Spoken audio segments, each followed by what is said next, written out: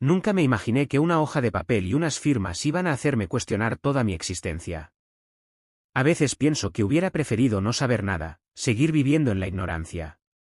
Pero cuando una herencia entra en juego, salen a la luz las verdades más sucias. Y eso fue exactamente lo que pasó en mi caso. Mi nombre es Leandro, tengo 28 años y crecí en una familia que, desde fuera, parecía bastante normal. Papá, mamá, un hermano menor llamado Damián y yo. Vivíamos en una casa modesta pero cómoda, y aunque no éramos ricos, nunca nos faltó nada. Siempre creí que mi infancia fue feliz, con sus altas y bajas como cualquier otra, pero estable al fin de cuentas. Las cosas empezaron a cambiar cuando mi padre enfermó. Un cáncer fulminante que se lo llevó en menos de 8 meses. Fue devastador. Verlo apagarse día a día, volverse la sombra del hombre fuerte que solía ser, no se lo deseo a nadie. En ese proceso, mamá estaba hecha trizas y yo traté de ser el apoyo emocional de la familia, mientras Damián se encerraba en su cuarto y apenas hablaba con nosotros. Después del funeral, llegó el momento incómodo de la lectura del testamento. Mi papá había dejado todo organizado, su casa, sus ahorros, unas tierras que había heredado de su padre y que hasta ahora nadie sabía que existían, y una cuenta bancaria secreta con más dinero del que imaginábamos. Nos citó a todos en la notaría, mamá, Damián, yo, y un abogado que parecía demasiado nervioso para algo que se suponía rutinario. Empezó la lectura. Todo parecía ir normal. Mi madre recibía la casa, Damián una parte importante de las tierras, yo esperaba que me tocara algo similar, pero entonces el abogado hizo una pausa. Y en cuanto a Leandro, según voluntad expresa del difunto, no se asigna parte alguna del patrimonio, ya que no existe vínculo de sangre ni legal con él. La sala quedó en silencio. Yo creí que era un error.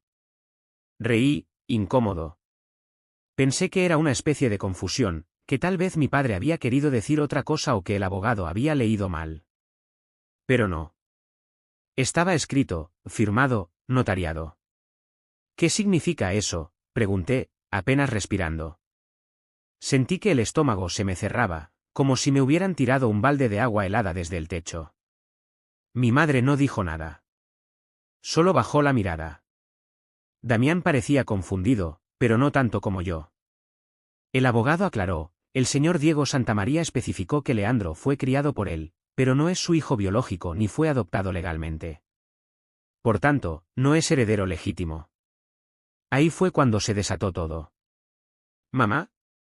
¿Qué está diciendo este hombre?, le pregunté, con la garganta seca. Me miró con los ojos llenos de lágrimas, pero no abrió la boca. Tuve que salir de la notaría. Me temblaban las piernas. Sentí que me estaban arrancando de raíz. Toda mi vida, todo lo que creía, mi identidad entera, de pronto no tenía base. No era el hijo de Diego, no tenía derecho a nada, y lo peor, es que nadie me había dicho nunca nada. Ni una pista. Esa noche no pude dormir. Cada vez que cerraba los ojos, revivía la escena. Las palabras. La mirada de mi madre. El silencio de mi hermano. Al día siguiente, volví a casa decidido a tener respuestas. Mamá, ¿quién soy?, fue lo único que pude decir apenas crucé la puerta. Ella no respondió de inmediato. Se sentó, se cubrió la cara con las manos. Lloraba en silencio, y yo ya no tenía ni una lágrima. Me dijo que era verdad. Que mi padre no era mi padre. Que había llegado a casa cuando tenía apenas unos meses, que me habían dejado en el hospital y que ella, tras haber perdido un embarazo, decidió salvarme. No podía soportar ver otro bebé abandonado, me dijo. Y aunque esa frase sonaba bonita, llena de amor, en ese momento me pareció hueca, cobarde. ¿Y por qué nunca me lo dijiste?, le pregunté con un nudo en la garganta. Porque teníamos miedo de perderte. Tu papá siempre te amó como si fuera suyo. Pero al final, decidió que debía saberlo. Que no era justo para Damián compartir la herencia contigo sin que tú supieras la verdad. La frase me golpeó como una cachetada. ¿No era justo para Damián? ¿Y qué hay de mí? ¿Justo que me entere por un maldito testamento que soy una especie de intruso? Y entonces, sin pensarlo, dije lo que hasta ahora no me había atrevido a decir: ¿quiénes son mis padres biológicos? Ella se quedó en silencio. Y ahí supe que había algo más. No era simplemente que me adoptaron y ya. No. Había algo que ella no quería decirme. Y si quería respuestas, iba a tener que escarbar muy hondo, más de lo que jamás imaginé. Esa noche me encerré en mi cuarto como no lo hacía desde adolescente. No podía dejar de pensar en todo. Cada rincón de la casa me parecía ajeno. Las fotos en las paredes, los recuerdos en la repisa, los regalos de cumpleaños, ¿todo eso era parte de una mentira bien cuidada? Mi celular no paraba de vibrar. Mensajes de Damián, que decía que él tampoco sabía nada, que estaba igual de sorprendido. Yo lo ignoré. No tenía energía para fingir normalidad con nadie. A la mañana siguiente, me fui temprano a la oficina del hospital donde, según mamá, me encontraron. Hacía más de 20 años de eso, pero pensé que tal vez, con algo de suerte, habría algún archivo antiguo. Inventé que necesitaba los datos por un tema médico. Me hicieron esperar mucho rato, hasta que una señora de archivo accedió a revisar registros en papel. Lo que encontré me dejó helado. Mi nombre original no era Leandro. Ni siquiera tenía nombre en el acta de ingreso. Solo decía, varón, 3 meses aproximadamente, abandonado en el pasillo de urgencias a las 4:12 de la madrugada cubierto con una manta de hospital, sin identificación, sin denuncia posterior. Reportado a autoridades. Entregado a pareja voluntaria para acogida temporal. Caso cerrado por falta de reclamantes. ¿Pareja voluntaria? El apellido de mamá estaba ahí. Pero el de mi papá, Diego, no. Lo agregaron después, como contacto de convivencia. Legalmente, no existía adopción. Nada. Volví a casa con la carpeta de fotocopias bajo el brazo. Me sentía un extraño en mi propia piel. Cuando llegué, mamá estaba cocinando, como si nada. El olor a sopa me dio náuseas. Le dejé los papeles sobre la mesa. No dije nada. Ella los miró, los reconoció de inmediato y se quedó inmóvil, con el cucharón en la mano. Yo la miré directo a los ojos. ¿Por qué me mintieron todo este tiempo? Su voz fue apenas un susurro. Tu papá no quería que te sintieras menos. Él te amaba. Fue idea mía no hacer la adopción legal. Tenía miedo de que alguien viniera a buscarte si dejábamos demasiados registros. ¿Y si quería buscar a mi familia biológica, no pensaste en eso? Ella bajó la cabeza. Pensé que era mejor que no supieras. A veces, la verdad hace más daño que el silencio. En ese momento sentí rabia. Pero también lástima. Porque entendí que su miedo había sido real, pero eso no la justificaba. Me habían robado la posibilidad de elegir, de saber quién era realmente. Le pregunté lo que me quemaba por dentro, ¿sabes quiénes son mis padres reales? Se quedó en silencio largo rato. Yo estaba a punto de rendirme, de irme de nuevo, cuando finalmente habló. Tu madre biológica no era una desconocida. Sentí que me faltaba el aire. ¿Qué estás diciendo? Ella se sentó frente a mí, temblando. Era tu tía. Mi hermana mayor. Me congelé. El mundo se detuvo. No entendía nada. ¿Mi tía? ¿Qué tía? Nunca me hablaste de ninguna hermana. No hablamos de ella porque ella se fue. Nos distanciamos por completo. Fue un escándalo. Yo tenía 24 años, ella 21. Quedó embarazada de un hombre casado, y mi padre, tu abuelo, la echó de la casa. Nadie quiso saber más de ella. Unos meses después, apareció en el hospital, con un bebé en los brazos. No dijo nada. Solo me lo dejó, y se fue. Nunca volvió. Yo estaba completamente paralizado. La rabia se mezclaba con algo nuevo, algo que no sabía identificar. ¿Tristeza? ¿Vacío? ¿Y cómo sabes que era su hijo? Porque me lo dijo en la cara. Me miró y me dijo, haz tú lo que yo no puedo. Y te dejó. No sabía qué pensar. Era todo tan enredado, tan retorcido. Había crecido creyendo en una historia completamente falsa, y ahora resulta que ni siquiera fui abandonado por una desconocida. Me entregaron, como un encargo. Como un favor. ¿Y qué pasó con ella? ¿Dónde está? No lo sé, respondió mi madre. Después de eso, se fue del país. Nunca supe más de ella. Supuse que no quería ser parte de tu vida, o de la mía. Me levanté sin decir nada. No podía quedarme ahí ni un segundo más. Subí a mi cuarto, agarré una maleta, eché algo de ropa y me fui. Damián me escribió varias veces, incluso vino a buscarme al apartamento de un amigo donde me estaba quedando. Me dijo que no le parecía justo, que él me consideraba su hermano sin importar nada de eso, que lo del testamento no fue idea suya. Pero había algo que me dolía más que no recibir una herencia. Me dolía sentir que toda mi vida fue una construcción frágil, basada en una mentira. Y me dolía más todavía saber que tal vez, en alguna parte del mundo, había una mujer que me había dejado atrás. Que tal vez seguía viva. Y yo no sabía ni su rostro. Por eso tomé una decisión. Iba a encontrarla. Con el corazón hecho un nudo, comencé a mover los hilos que creí que estaban rotos hacía mucho. Lo primero fue buscar cualquier rastro de esa tía de la que jamás había oído hablar.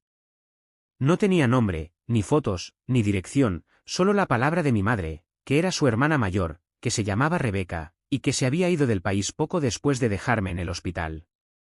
Rebeca. Ese nombre me daba vueltas en la cabeza como un eco lejano. Volví al hospital, a los archivos, a buscar cualquier ingreso con ese nombre durante esa época, cualquier rastro. Nada. Pregunté a un par de familiares lejanos, primos de mi madre que no veía desde Navidades pasadas, y todos decían lo mismo: Rebeca, sí, creo que era su hermana. Se fue a otro país. Nadie volvió a hablar de ella. Una tía que desapareció, que tuvo un hijo en secreto, que se lo dejó a su hermana y huyó. Parecía sacado de una novela de esas que mi mamá leía en los 90. Pero era mi vida. Y yo necesitaba respuestas. Un día, mientras revisaba una caja vieja con fotos y papeles en el desván, encontré algo. Una carta, amarillenta por el tiempo, con una caligrafía elegante pero apurada. Estaba dirigida a mi madre y tenía un matasellos de hace 26 años, de un pueblo en el sur del país. El remitente era R.S. Rebeca Santamaría. La carta era corta, escrita con desesperación. No puedo quedarme. ¿Lo intenté? De verdad que sí. Pero no puedo. Me duele más de lo que pensé. Cuídalo. Protégelo. Es un pedacito de mí que no merezco. No sé si algún día me atreva a volver. Gracias por no juzgarme. R. Esa noche no dormí. Leí esa carta una y otra vez, tratando de descifrar más de lo que decía. El pueblo estaba claro: Villasol. Un lugar pequeño, apartado. Busqué en internet, encontré que tenía menos de 10.000 habitantes. No era mucho, pero era un inicio. 2 días después, tomé un bus. Dejé todo: el trabajo, el apartamento, incluso a Damián, que me seguía escribiendo mensajes cada día, preguntando cómo estaba, si necesitaba hablar. Le dije que necesitaba espacio. Él respetó, aunque me dolía no responder como antes. El viaje fue largo. Horas viendo por la ventana mientras trataba de imaginar el rostro de Rebeca, mi madre biológica. ¿Sería parecida a mí? ¿Me reconocería si me veía? ¿Tendría otra familia ahora? Llegué a Villasol un jueves por la mañana. El lugar parecía detenido en el tiempo. Calles empedradas, casas bajas, gente que te saludaba aunque no te conociera. Me hospedé en una pensión barata. Lo primero que hice fue ir a la alcaldía. Pregunté si alguien recordaba a Rebeca Santamaría. Al principio me miraron raro. Luego, una señora mayor del registro civil dijo: Rebeca, la de la casona al fondo del cerro. Vive sola. Vino hace unos 20 años. Nunca se fue. Mi corazón dio un vuelco. ¿Vivía allí aún? ¿Sola? Fui al lugar que me indicaron. Caminé cuesta arriba durante media hora. Al llegar, vi una casa antigua, con la pintura desgastada, pero aún de pie. El jardín descuidado, pero con flores salvajes por todas partes. Toqué la reja, con las piernas temblándome. Una mujer abrió la puerta. Tendría unos 50 y muchos, quizás más. Su cabello era oscuro, con canas marcadas. Ojos tristes. Me miró como si me hubiera estado esperando. Leandro, dijo. Y ahí supe que no había duda. Era ella. Me quedé mudo. Sentía como si el aire se hubiera vuelto más espeso. No sabía si quería gritar, llorar, correr o abrazarla. Pero no hice nada. Ella bajó las escaleras lentamente y se acercó. Sabía que un día vendrías. Lo supe desde el momento en que lo dejé todo. Nos quedamos en silencio por unos segundos eternos. Luego, abrió la reja. Pasa. No hay mucho que ofrecerte, pero es tu casa también. Entré. Y lo primero que pensé fue que olía igual que la casa de mi madre adoptiva, a madera, a lavanda y a nostalgia. Nos sentamos en una mesa antigua. Sirvió té, como si eso fuera lo normal. Como si no acabara de aparecer su hijo perdido hacía casi 3 décadas. ¿Por qué me dejaste?, le pregunté al fin, sin rodeos. Ella bajó la mirada. No parecía sorprendida. Porque tenía miedo. Porque no tenía fuerza. Porque fui cobarde. ¿Y por qué no volviste nunca? ¿Por qué me abandonaste como si fuera un objeto? Sus ojos se llenaron de lágrimas. Pero no lloró. Porque sentía que no te merecía. Y porque alguien más podía darte una vida mejor que yo. Sentí un nudo en el pecho. Esa frase me dolió más que cualquier otra cosa. Porque me hizo pensar que quizás, ella no me odiaba. Solo no supo qué hacer. ¿Quién era mi padre?, pregunté. Ella dudó. Luego, lo dijo con voz baja, casi como una confesión. Tu madre también lo sabe. Era un hombre casado. Muy poderoso. Alguien con suficiente influencia para hacer desaparecer todo rastro de un escándalo como el mío. Levanté la mirada. ¿Tiene nombre? Ella dudó. Luego asintió lentamente. Sí. Y vive muy cerca de ti. Sentí que el piso se movía debajo de mis pies. ¿Cómo que vive cerca de mí?, pregunté, tratando de no levantar la voz, aunque por dentro ya hervía. Rebeca asintió con lentitud. Siempre lo supo. Desde el principio. Nunca quiso reconocerte, pero tampoco permitió que otros hablaran de él. Tu madre y yo hicimos un pacto silencioso, por miedo.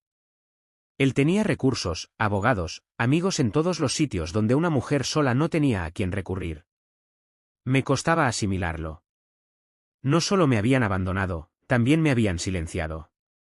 Me cría a unos cuantos kilómetros de un hombre que, al parecer, era mi padre biológico, y ni siquiera lo sabía. El tipo vivía su vida sin la menor consecuencia, mientras yo crecía con una historia inventada. ¿Y cómo se llama?, pregunté. Ella dudó. Me observó como si estuviera calibrando si debía decírmelo o no. Al final, con una voz apenas audible, dijo. Eduardo Briceño. Mi mente tardó un segundo en reaccionar. ¿Conocía ese nombre? Claro que sí. Eduardo Briceño era uno de los empresarios más reconocidos de la región. Dueño de medios de comunicación, de terrenos, incluso patrocinador de campañas políticas. Aparecía en noticias, en inauguraciones, en fiestas de beneficencia. Siempre impecable, siempre rodeado de poder. ¿Él es mí?, pregunté, sin terminar la frase. Rebeca asintió, y por primera vez, vi rabia en su rostro. Sí. Y nunca le importaste. Para él, yo fui un error. Tú fuiste un problema que había que eliminar sin ensuciarse las manos. Y tu madre adoptiva le hizo el favor. Me quedé paralizado. Me levanté y caminé de un lado a otro por la cocina destartalada. Necesitaba aire. Necesitaba salir. Pero parte de mí también necesitaba saber más. ¿Y tú? Nunca trataste de acercarte, de verme aunque fuera de lejos. Ella negó con la cabeza. Tenía miedo. Tu madre me pidió que me alejara para siempre. Que no volviera a aparecer. Dijo que solo así podrías tener una vida sin conflicto. Pero me criaron con una mentira. Y yo viví con la culpa todos los días. Su voz no era defensiva. Era resignada. Como si llevara años repitiéndose esa conversación en la cabeza. Como si ya se hubiera castigado suficiente. No supe qué más decir. Me fui. Salí de esa casa, caminé cerro abajo, hasta que llegué al pueblo y me senté en una banca sin saber qué hacer. El sol caía fuerte, pero yo no sentía calor. Solo vacío. Volví a la pensión, pero no dormí nada. No dejaba de pensar en Eduardo Briceño. En todo lo que representaba. En cómo era posible que un hombre como él pudiera esconder una historia así durante tantos años sin que nadie dijera nada. Sin que nadie lo enfrentara. Y entonces, algo dentro de mí se encendió. Una idea. No iba a quedarme con esta verdad enterrada. Si él no me reconocía, si había enterrado la historia para siempre, yo la iba a desenterrar. Iba a hacer que todos supieran quién era realmente ese honorable empresario. Volví a casa unos días después. No le avisé a nadie. Damián me abrazó fuerte cuando me vio, y me preguntó si estaba bien. Le dije que no, pero que ya no importaba. Que iba a estarlo. Me encerré durante una semana entera a escribir. Reuní todo lo que tenía, copias del acta del hospital, la carta de Rebeca, fotos antiguas, testimonios de 2 personas mayores del pueblo que recordaban su embarazo. Armé una línea de tiempo precisa, detallada, documentada. Luego, escribí un relato personal. Crudo. Real. Sin adornos. Lo envié a una periodista independiente que admiraba desde hace tiempo. Una mujer valiente que había destapado varios casos parecidos. Le pedí que leyera todo y que, si encontraba suficiente fundamento, lo publicara. 3 días después, me respondió. Esto va a explotar. Y explotó. El artículo salió en un medio digital a las 9 de la mañana. A las 11 ya era tendencia. Hijo no reconocido de empresario famoso rompe el silencio. Hubo comentarios de todo tipo, gente indignada, otros escépticos, algunos que me llamaban oportunista, pero también muchos que me apoyaban, que decían que tenía derecho a la verdad. Eduardo Briceño no tardó en emitir un comunicado. Frío, legalista, sin emoción, negaba cualquier vínculo, decía que era una campaña difamatoria y anunciaba acciones legales. Pero la historia ya estaba afuera. Y yo no pensaba callarme. A los 2 días de la publicación, recibí una llamada desde un número desconocido. No contesté. Luego otra, y otra. Finalmente, un mensaje de voz. Era él. Eduardo Briceño. Su voz era exactamente como la recordaba de las entrevistas de televisión, pausada, autoritaria, sin una pizca de emoción. Leandro, supongo que estás disfrutando la atención. Me parece lamentable que hayas decidido armar este circo. Espero que estés preparado para las consecuencias. Mis abogados ya están en marcha. No dijo ni una vez dijo. Ni una palabra de duda, ni una sola pregunta. Era como si hablara con un empleado rebelde, no con alguien a quien había negado durante casi 30 años. Lo que no esperaba era la reacción pública. 2 semanas después de la publicación, un antiguo chofer de Briceño, un hombre ya retirado, que vivía en un barrio periférico, contactó a la periodista que había sacado mi historia. Dijo tener algo que quería compartir, pero que solo lo haría cara a cara. Fuimos juntos a entrevistarlo. El tipo, un señor de unos 70 años, con manos temblorosas y voz ronca, nos contó que había trabajado con Briceño por más de 10 años. Que sabía del romance con Rebeca. Que había sido él quien la llevó en secreto al hospital la noche en que yo nací. Que incluso había escuchado una discusión entre Briceño y mi madre biológica, en la que él le ofrecía dinero para que se deshiciera del problema. Lo grabamos. Con su consentimiento. Ese testimonio cambió todo. La periodista publicó una segunda parte de la historia. Esta vez con nombres, fechas y ese testimonio clave. Briceño volvió a negar todo, pero ya era tarde. Los medios más grandes empezaron a hurgar. Algunos políticos comenzaron a tomar distancia de él. Patrocinadores se retiraron. Hasta una de sus empresas anunció una reestructuración urgente. Pero lo que más me impactó no fue la caída lenta y pública del gran empresario. Fue lo que pasó en mi casa. Mi madre adoptiva, Marta, aunque no me salía llamarla así, todavía no, me llamó una tarde. Su voz sonaba distinta. Como si estuviera quebrada por dentro. ¿Podemos hablar? Quedamos en encontrarnos en un parque. Llevaba semanas sin verla. Estaba más delgada, demacrada. Se sentó junto a mí sin mirarme a los ojos. No quiero justificarme, empezó. Solo quiero que me escuches. Asentí. Cuando Rebeca me dejó con ese bebé en los brazos, yo sentí que tenía una segunda oportunidad. Había perdido a mi hijo a los 7 meses de embarazo. Me dolía hasta respirar. Cuando ella me lo entregó, pensé que era el destino. Pensé que podía hacer bien las cosas. Y lo amé, Leandro. Te juro que te amé como si hubieras salido de mi cuerpo. Pero no tuve el valor de hacer lo correcto. Ni contigo, ni con la verdad. La escuché sin interrumpirla. Sentía cosas contradictorias. Una parte de mí quería abrazarla, otra todavía estaba llena de rencor. ¿Sabías lo del padre biológico? Ella asintió, muy despacio. Lo supe siempre. Rebeca me lo contó antes de irse. Me pidió que nunca lo dijera. Y después, Diego, tu papá, también decidió que no era necesario remover ese pasado. Pero él sí te quiso como su hijo. Hasta el último día.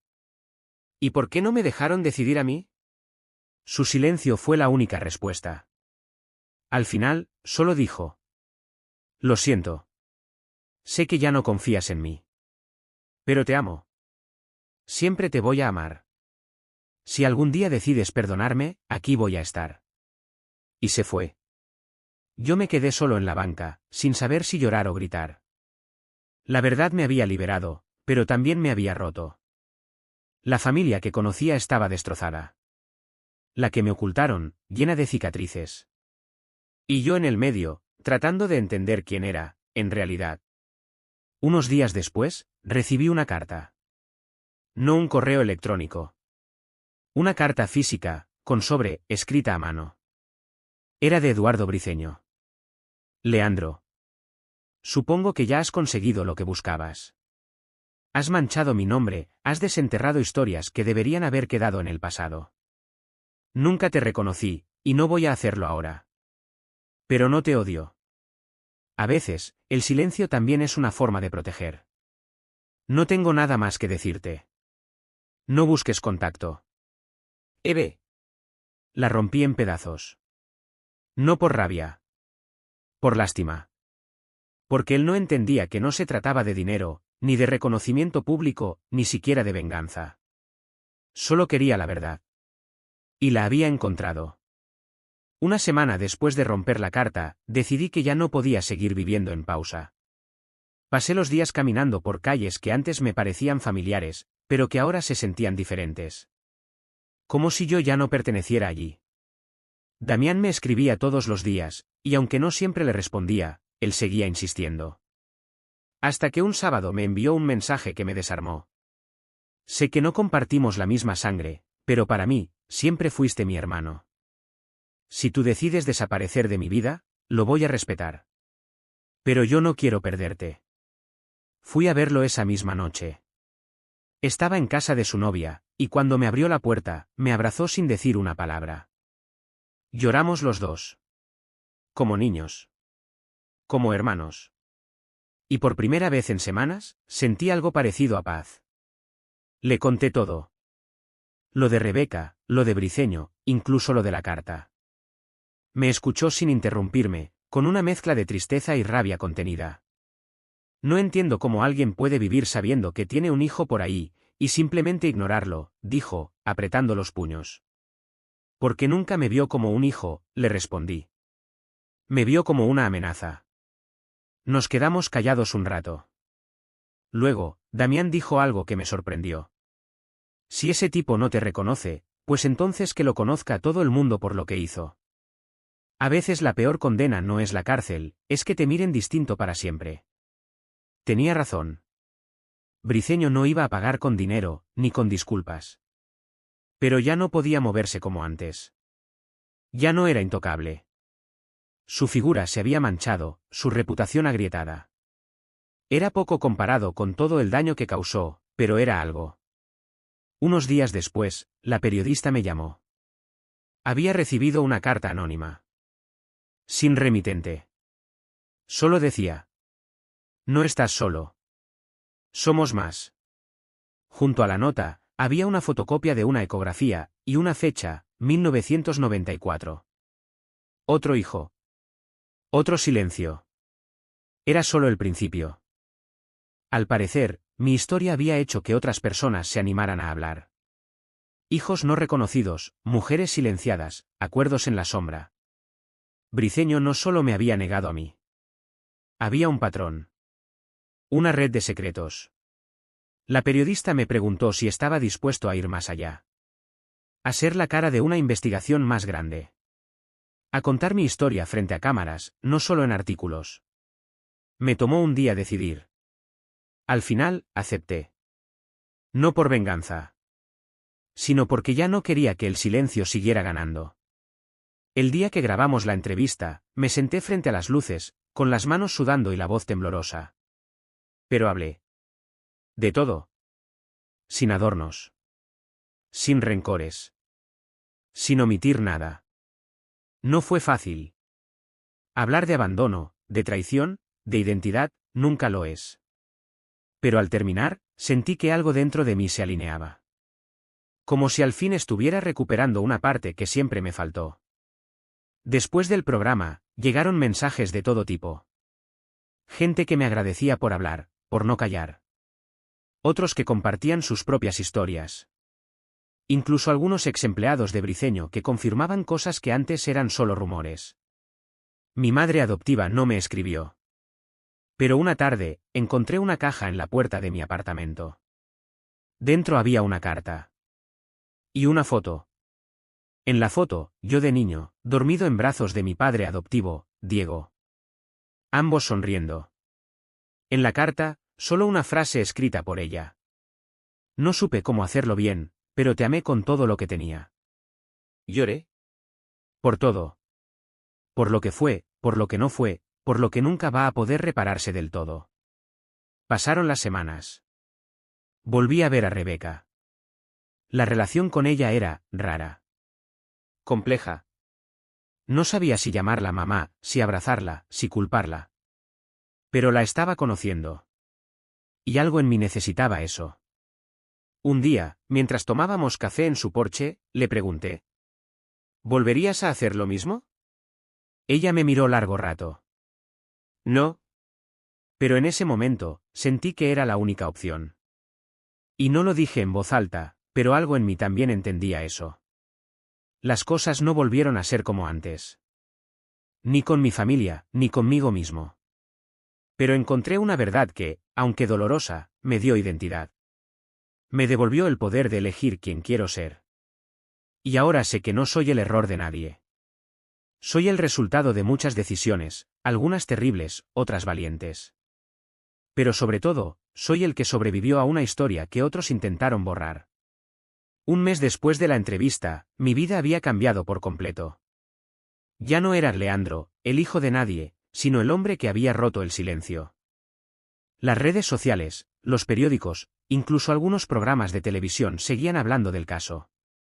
Pero más allá del ruido, lo que realmente me marcó fue algo más íntimo, mi propia transformación. Por primera vez, sentía que caminaba con el rostro al descubierto. Sin la máscara que me habían puesto desde niño. Sin la necesidad de fingir pertenencia a una historia que no era mía. Era libre. Herido, sí. Pero libre. Eduardo Briceño nunca me buscó. No hubo otra carta, ni llamada, ni encuentro secreto. Su entorno siguió negándolo todo, aunque poco a poco fue perdiendo contratos, cargos, credibilidad. Se volvió un fantasma respetado por inercia, no por admiración. Pero a mí ya no me importaba. Decidí cambiar de ciudad. Quería comenzar de nuevo, lejos de los lugares donde todo me recordaba a lo que fui. Encontré un trabajo sencillo, en una editorial pequeña. Irónicamente, rodeado de historias. Algunas ficticias, otras reales. Y aunque no lo planeé, terminé escribiendo la mía. No para publicarla. No para ganar dinero. Solo para dejarla escrita. Para que, si algún día tengo hijos, y si me atrevo a tenerlos, puedan leerla y entender por qué nunca les voy a mentir.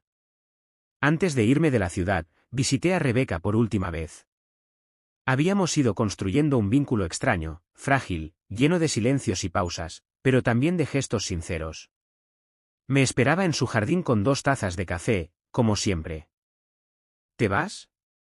Me preguntó con los ojos llenos de algo que no era tristeza, pero tampoco alegría. Sí. Creo que es hora. Asintió. Me dio un sobre. Guárdalo. No es mucho, pero es lo que he podido juntar estos años. No me preguntes cómo. Solo úsalo cuando lo necesites. No lo abrí frente a ella.